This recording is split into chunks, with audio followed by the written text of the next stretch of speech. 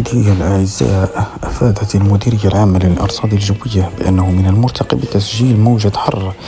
مع درجة حرارة تتراوح ما بين 37 إلى 44 درجة من الثلاثاء إلى يوم الجمعة القادمين بعدد من أقاليم المملكة. وأوضحت المديرية في نشرة إنذارية من المستوى اليقظة برتقالي أنه يرتقب تسجيل درجات حرارة تتراوح ما بين 37 و 41 درجة يوم الثلاثاء القادم بكل من تربانت وإنسكان أيت ملول أكادير إذا وتنن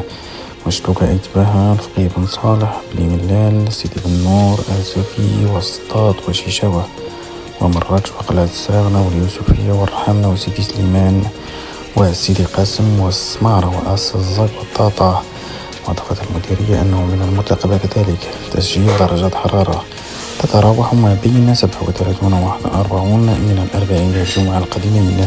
بكل من العرائش ووزان ومكناس وفاس ومولاي يعقوب وتاونات والخميسات والقنيطرة وخريبة وسطاط وابن سليمان وسيدي بن نور وابن ملال والفقيه بن صالح وشيشاوة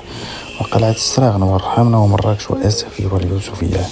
كما سيتم بحسب النشرة تسجيل درجات حرارة تتراوح ما بين 41